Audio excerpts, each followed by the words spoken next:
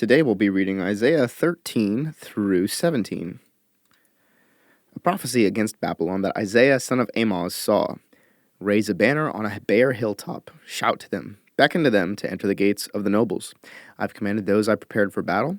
I have summoned my warriors to carry out my wrath, those who rejoice in my triumph. Listen, a noise on the mountains like that of a great multitude. Listen, an uproar among the kingdoms, like nations massing together. The Lord Almighty is mustering an army for war. They come from faraway lands, from the ends of the heavens. The Lord and the weapons of his wrath, to destroy the whole country. Wail, for the day of the Lord is near. It will come like destruction from the Almighty. Because of this, all hands will go limp. Every heart will melt with fear. Terror will seize them. Pain and anguish will grip them. They will writhe like a woman in labor. They will look aghast at each other, their faces aflame. See, the day of the Lord is coming, a cruel day, with wrath and fierce anger, to make the land desolate and destroy the sinners within it. The stars of heaven and their constellations will not show their light. The rising sun will be darkened, and the moon will not give its light. I will punish the world for its evil, the wicked for their sins. I will put an end to the arrogance of the haughty, and will humble the pride of the ruthless. I will make people scarcer than pure gold, more rare than the gold of Ophir. Therefore I will make the heavens tremble, and the earth will shake from its place at the wrath of the Lord Almighty, in the day of his burning anger. Like a hunted gazelle, like sheep without a shepherd, they will all return to their own people. They will flee to their native land. Whoever is captured will be thrust through. All who are caught will fall by the sword. Their infants will be dashed to pieces before their eyes. Their houses will be looted and their wives violated. See, I will stir up against them the Medes, who do not care for silver and have no delight in gold. Their bows will strike down the young men. They will have no mercy on infants, nor will they look with compassion on children. Babylon, the jewel of kingdoms, the pride and glory of the Babylonians, will be overthrown by God like Sodom and Gomorrah.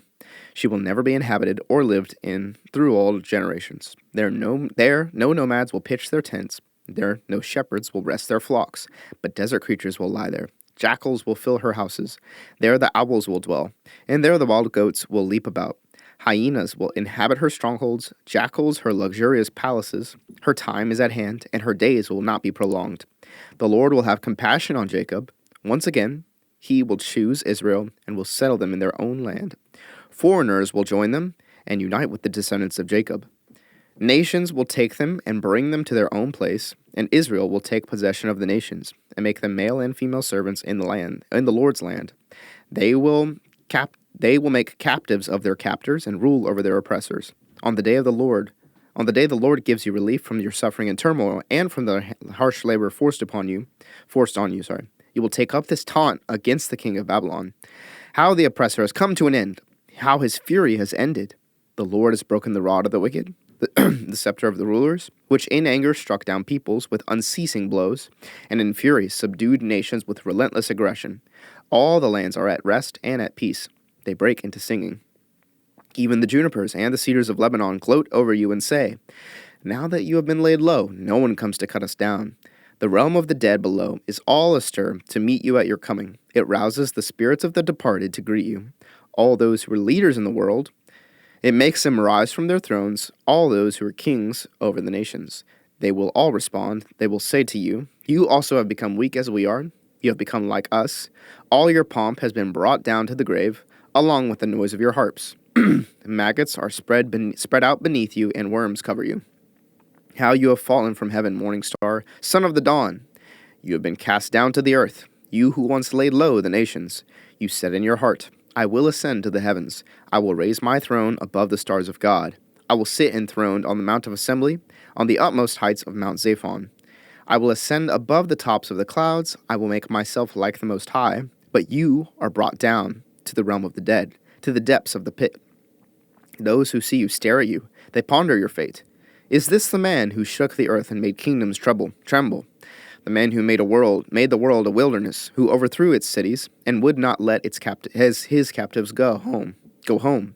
All the kings of the nations lie in state, each in his own tomb, but you are cast out of your tomb like a rejected branch. You are covered with the slain, with those pierced by the sword, like those who descend to the stones of the pit. Like a corpse trampled underfoot, you will not join them in burial, for you have destroyed your land and killed your people.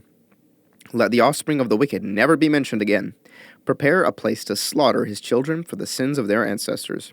They are not to rise to inherit the land and cover the earth with their cities.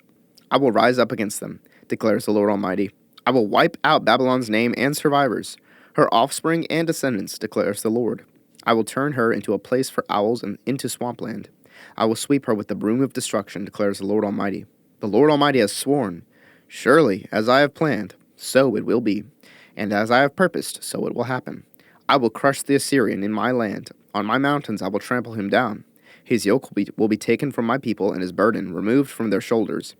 This is the plan determined for the whole world. This is the hand stretched out over all nations. For the Lord Almighty has purposed, and who can thwart him? His hand is stretched out, and who can turn it back? This prophecy came in the year King Ahaz died. Do not rejoice, all you Philistines, that the rod that struck you is broken. From the root of that snake will spring up a viper. Its fruit will be a darting, venomous serpent. The poorest of the poor will find pasture, and the needy will lie down in safety. But your root I will destroy by famine. It will slay your survivors. Wail, you gate. Howl, you city. Melt away, all you Philistines. A cloud of smoke comes from the north, and there is not a straggler in its ranks. What answer shall be given to the envoys of that nation? The Lord has established Zion, and in her his afflicted people will find refuge. A prophecy against Moab. Ar in Moab is ruined, destroyed in a night. Kir in Moab is ruined, destroyed in a night. Dibon goes up to its temple, to its high places to weep. Moab wails over Nebo and Medeba. Every head is shaved and every beard cut off. In the streets they wear sackcloth, on the roofs in the public squares they all wail, prostrate with weeping. Heshbon and Elealeh cry out. Their voices are heard all the way to Jahaz. Therefore the armed men of Moab cry out, and their hearts are faint. My heart cries out over Moab. Her fugitives flee as far as Zor, as far as Eglath Shalishah. They go up the hill to Luhith, weeping as they go. On the road to Horonaim, they lament their destruction. The waters of Nimrim are dried up, and the grass is withered. The vegetation is gone, and nothing green is left. So the wealth they have acquired and stored up, they carry away over the ravine of the poplars. Their outcry echoes along the border of Moab. Their wailing reaches as far as Eglaim, their lamentation as far as Beer Elim. The waters of Dimon are full of blood, but I will bring still more upon Dimon, a lion upon the fugitives of Moab, and upon those who remain in the land. Send lambs as tribute to the ruler of the land from Selah across the desert to the mount of daughter Zion. Like fluttering birds pushed from the nest, so are the women of Moab at the fords of the Arnon. Make up your mind, Moab says. Render a decision. Make your shadow like night at high noon. Hide the fugitives. Do not betray the refugees. Let the Moabite fugitives stay with you. Be their shelter from the destroyer. The oppressor will come to an end, and destruction will cease. The aggressor will vanish from the land. In love a throne will be established. In faithfulness a man will sit on it, one from the house of David, one who in judging seeks justice and speeds the cause of righteousness. We have heard of Moab's pride. How great is her arrogance, of her conceit, her pride, and her insolence. But her boasts are empty. Therefore the Moabites wail. They wail together for Moab, lament and grieve for the raisin cakes of Kir Hareseth. The fields of Heshbon wither, the vines of Sibmah also. The rulers of the nations have trampled down the choicest vines, which once reached Jazer and spread toward the desert. Their shoots spread out and went as far as the sea. So I weep, as Jazer weeps, for the vines of Sibmah, Heshbon and Elealeh. I drench you with tears. The shouts of joy over your ripened fruit and over your harvest have been stilled. Joy and gladness are taken away from the orchards. No one sings or shouts in the vineyards. No one treads out wine at the presses, for I have put an end to the shouting. My heart laments for Moab like a harp, my inmost being for Kir Hareseth. When Moab appears at her high place, she only wears herself out. When she goes to her shrine to pray, it is to no avail. This is the word the Lord had already spoken concerning Moab. But now the Lord says, within 3 years, as a servant bound by contract would count them, Moab's splendor and all her many people will be despised, and her survivors will be very few and feeble. A prophecy against Damascus. See, Damascus will no longer be a city, but will become a heap of ruins. The cities of Aror will be deserted and left to flocks, which will lie down, with no one to make them afraid. The fortified city will disappear from Ephraim, and royal power from Damascus. The remnant of Aram will be like the glory of the Israelites, declares the Lord Almighty. In that day the glory of Jacob will fade, the fat of his body will waste away, It will be as when reapers harvest the standing grain, gathering the grain in their arms, as when someone gleans heads of grain in the valley of Rephaim. Yet some gleanings will remain, as when an olive tree is beaten, leaving 2 or 3 olives on the topmost branches, 4 or 5 on the fruitful boughs, declares the Lord, the God of Israel. In that day people will look to their Maker, and turn their eyes to the Holy One of Israel.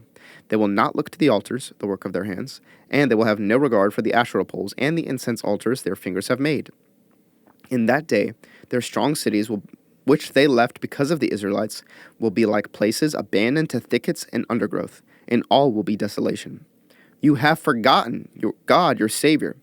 You have not remembered the rock, your fortress. Therefore, though you set out the finest plants, and plant imported vines, though on the day you set them out, you make them grow, and on the morning, when you plant them, you bring them to bud, yet the harvest will be as nothing in the day of disease and incurable pain.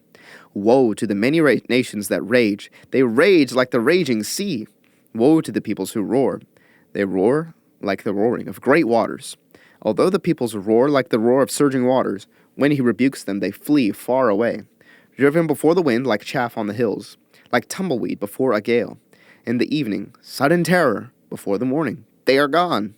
This is the portion of those who loot us, the lot of those who plunder us.